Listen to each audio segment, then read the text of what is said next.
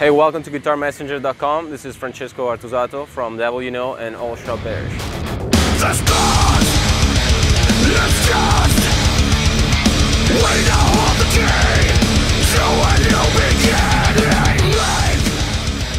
your work. Hey guys, welcome to guitarmessenger.com. My name is Ivan and I'm hanging out with Francesco Artusato. Hey everyone. What's up, man? Hanging, man.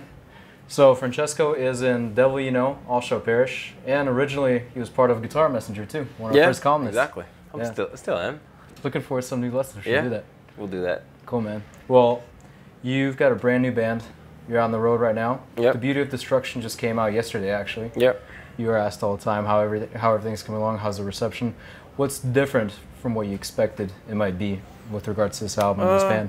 I'm just surprised to see so much excitement. Just the fact it's like a brand new band and we've been already on the road for 2 weeks. The album was not even out and it was just people loved it. It was like a great reaction and great shows.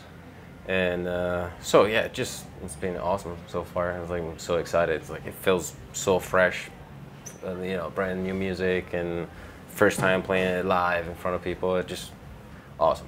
The musical chemistry is clear on the record, just listening to between you guys. What's it like for you guys personally? Because I know, for example, you and Howard had only met for the first time when you were talking about being in a band together. Yeah, no, totally. Yeah, it was a weird time because, Howard was not even thinking about doing anything, right, with music anymore. And then when we started talking, it was supposed to be just like maybe a studio project, just kind of for fun. And then he actually, as soon as we kind of started, get it rolling, and then got managers involved, a label, and agents, like, oh, you guys want to tour? Yeah, sure. And then now all of a sudden, like, he's doing it, he's in another band doing this all over again. And he's, he's enjoying it. And then it's the same thing for all of us. It's being, like, on this tour, like I said, 2 weeks, and it feels like we just left. It's fun. It's like we all get along and just very good chemistry. And yeah, we're just very excited to do this. So that's why it's like, even, you got those moments you're just like a little tired. You don't really care about it. Just can't wait to just be on stage again every day. Yeah.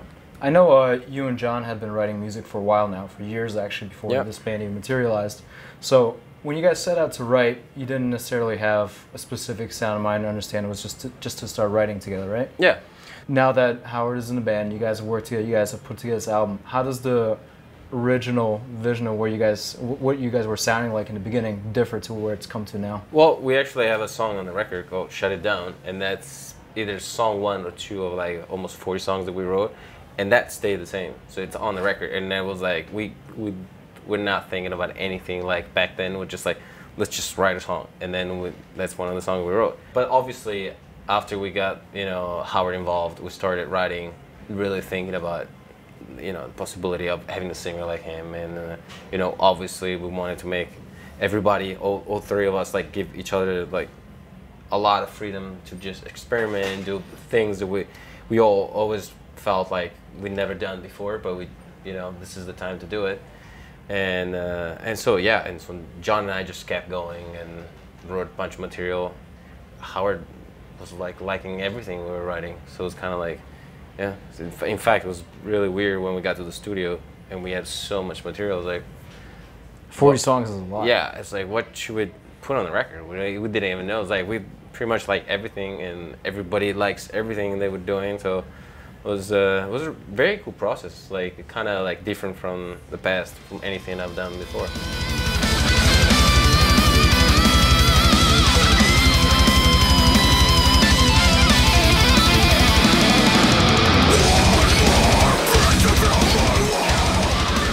So how did you end up narrowing down the material? Because there's 12 songs on the album, but you wrote 40 going into it. I don't know, whatever was making more sense. And then we had people involved, at the label, and even managers, the producer. So we kind of started in the studio showing a lot of material to the producer. And even for Howard, some of the material was like new. And then he was literally, it's like, guys, please stop writing music. This is like, I can't, just not as many. Once the label got involved and you guys were looking at making a record, was there a push from the label towards a specific direction? Not really. The awesome thing about it, working with Monty Connor, he was just like he's about the music, and then he loved the demos that we just showed him, and then he's just like, you guys are the musicians, you guys are the writers. That was awesome because you know, you never know. I was kind of expecting maybe like, you know, a bunch of people come and tell us like it needs to sound like this, it needs to sound like that. Don't make it to sound too much like it. And instead it was just like, you guys do whatever you want. You know, I loved it, and that was like, it's always my favorite part, just writing music, and from just writing a riff, get the full song finished is like, it's the coolest part about this job, you know? You guys actually covered a lot of ground on the record. I feel like there's fast material, slow material, heavy and melodic. You guys kind of have a whole variety of metal happening here. So what part about it surprised you? Was something maybe that came out of it that you didn't expect as you were writing it? The cool thing is like all three of us wanted to make a record that had a lot of variation, and then we were just like, you know what, I don't care if somebody's gonna think this song is very different from the other song. I like records that have like songs that are very different from each other. I don't want to hear the same song over and over, or like same tuning, same like first note of the song start in the same key and all those things. Like I want a lot of variation, and then even sonically. So I want to have like a song that has like completely different dynamics. I like to have a really fast and crazy song, and then maybe like put a ballad, like just playing guitars and or something like that. It's like the last song on the record is something that kind of happened by accident, you know, just like it's a very dark, slow song, and I just started writing it for fun, and then I showed it to Howard, and then I'm thinking like maybe they're gonna think it's like it's crazy. It wouldn't even fit. It was like none of us had ever done anything similar to that.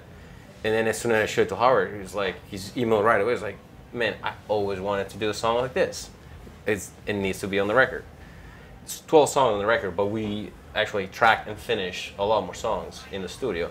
And then even now, just like so much cool stuff that I wish we had more songs on the record almost. And for a moment, like John and I were thinking like maybe we should just do a double album, but kind of too soon for that. Maybe next record. But you know, it's just so easy to write with him and Howard. So it's like, you know. And I'm wondering about that process a little bit, because I mean, just walk me through just even the technology side of it. You know, how do you get that amount of material? What's the workflow like as you go back and forth? It started with John and I. Just like, you know, he would most of the times like just write drum beats and like send songs that would have like, I don't know, a 5-minute song, just drums, and then all different kind of like different grooves and different things. My job would be like, I'm gonna listen to it and feel like, okay, this could be the chorus, this could be the verse, and whatever. Start putting riffs over it, and then together back and forth, rearranging things. But during this whole process, that was just, you know, all done like from my house, from his house, and like just sending stuff back and forth. He's most of the time he's in Australia, you know, and I'm in Los Angeles, so that's how we were just writing most of the material. But the whole point will be, you know, at the end, before we get to the studio, we actually gonna jam and play all the stuff. We actually did. We went in the studio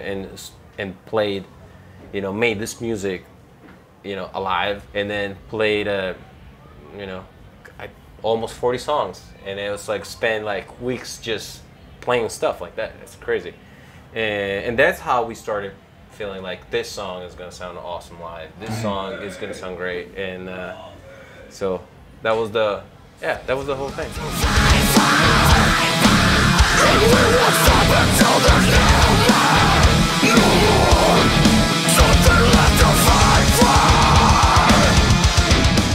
I appreciate the fact that you guys took the time to actually play the songs as a band jam out in the room, you know, because for me, I feel like I can tell sometimes when a song was written completely on a computer and then brought to a band to try to recreate that live. And some things work, some things don't. So I appreciate that you took the time to do that. You know, what kind of changes did you notice between your computer, you know, versions that you sent back and forth to the ones that you jammed out? A lot of the times would be like even like slightly adjustments in terms of tempos, and then sometimes it's just like change the whole riff just to make it more, you know, live band riff, because that was our whole point. It's like, and then you know, both John and I come from bands that are very technical.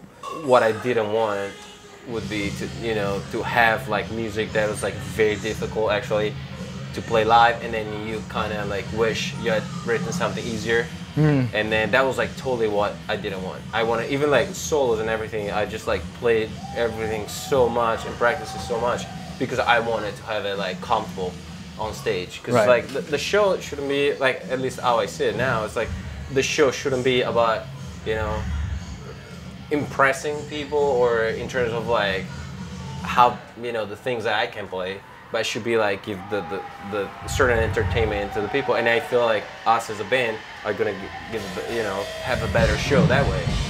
All Shall Perish is taking somewhat of a break right now. Everyone, you know, people are dealing with the different side projects.